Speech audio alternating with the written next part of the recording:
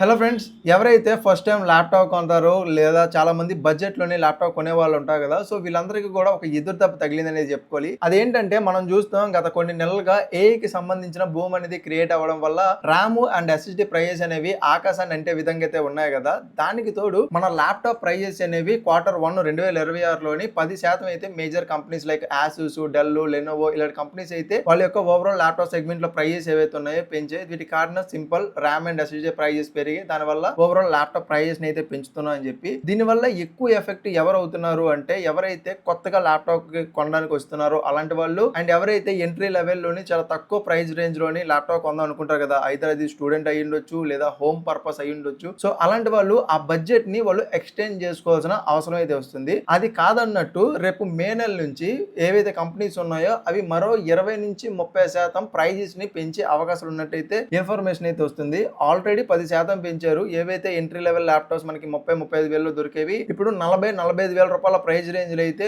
మనకి లభిస్తున్నాయి. ఇప్పుడు 20-30% ప్రైస్ పెంచితే మాత్రం ఖచ్చితంగా ఈ ల్యాప్టాప్స్ అనేవి ఆకాశాన్ని అంటే ప్రైస్ కి అయితే వెళ్ళిపోతాయి. ఎవరైతే స్టార్టింగ్ లెవెల్లోని ఫస్ట్ గా కొందాం అనుకున్నా లేదంటే చాలా మంది స్టూడెంట్స్ వాళ్ళ ఎడ్యుకేషన్ పర్పస్ కింద ల్యాప్టాప్స్ అయితే కొంటుంటారు కదా, సో అలాంటి వాళ్ళు ప్రైస్ ని అయితే ఎక్స్టెండ్ చేసుకోవాల్సిన అవసరం అయితే వస్తుంది. సో ఎక్స్పర్ట్ ఏం చెప్తున్నారంటే అయితే మీరు ఇప్పుడే కొనండి ప్రైజెస్ పెరిగే ముందు, లేదా ఏవైతే మన పాత మోడల్స్ ఉన్నాయో వాటిని అయితే మీరు పిక్ చేసుకోండి అనేది చెప్తున్నారు. సో దాన్ని బట్టి మీరైతే ఒక నిర్ణయం అయితే తీసుకోండి. ఈ ప్రైజెస్ ఎప్పుడు తగ్గుతాయి బ్రో ఒకవేళ మీరు నన్ను అడిగితే ఎక్స్పర్ట్ చెప్తున్న దాని ప్రకారం అయితే కనుక ఈ ప్రైజెస్ అనేవి లేట్ 2027 అంటే 2027 చివరి నాటికి కానీ లేదా 2028 Q1 కానీ ఆ టైంకి మళ్ళీ ప్రైజెస్ నార్మలైజ్ అయ్యే అవకాశాలు ఉన్నట్టు చెప్తున్నారు. అది కూడా కన్ఫర్మేషన్ కాదు, ఎందుకనంటే ఈ ఏఐకి సంబంధించిన భూమి ఇంకా పెద్దగా క్రియేట్ అయింది అనుకోండి, ఈ షార్టేజ్ అనేది మరింత ఎక్కువగా అయితే ఉంటుంది. సింపుల్ యాజ్ దట్ కంపెనీస్ ఎప్పుడు కూడా హై అండ్ బ్యాండ్ విత్ ఉన్నటువంటి మెమరీస్ అయితే ఏవైతే మ్యానుఫ్యాక్చర్స్ ఉన్నాయో వారికి ఆర్డర్స్ అయితే ఇస్తున్నాయి. దీనివల్ల వాళ్ళకి ఎక్కువ శాతం మార్జిన్ అయితే లభిస్తుంది.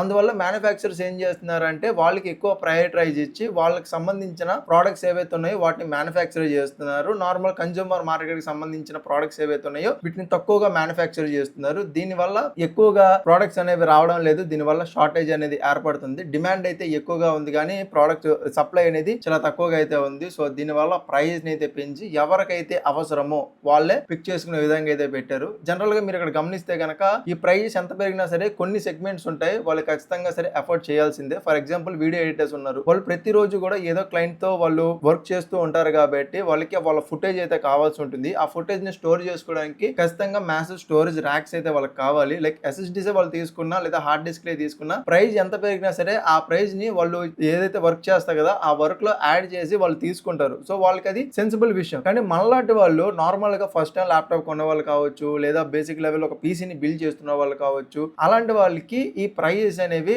ఆకాశాన్ని తాకే విధంగా అయితే ఉన్నాయి. సో రైట్ నౌ ఇప్పుడైతే కనుక నేను కూడా అదే సలహా చెప్తున్నా, ఒకవేళ మీకు ఇక్కడ అర్జెంట్ అనుకుంటే మీరు ఇప్పుడే తీసుకోండి. ఎందుకంటే ప్రైస్ అనేవి ఇంకా పెరగబోతున్నాయి. మీరు తర్వాత తీసుకుందాం అనుకుంటే కనుక కష్టమే, అది మనం చెప్పలేం. లేదా కాంప్రమైజ్ అయిపోయి ఇప్పుడు ఉన్నటువంటి స్పెక్స్ తోనే మీరు ఓవరాల్ మీ వర్క్ అయితే ఫుల్ఫిల్ అయితే చేసుకోండి. సో ఇది ఈ వీడియో మీకు నచ్చింది అనుకుంటున్నాను. ఒకవేళ మీకు ఏమైనా డౌట్స్ ఉంటే వాటిని కింద కమెంట్ సెక్షన్లో కమెంట్ చేయండి.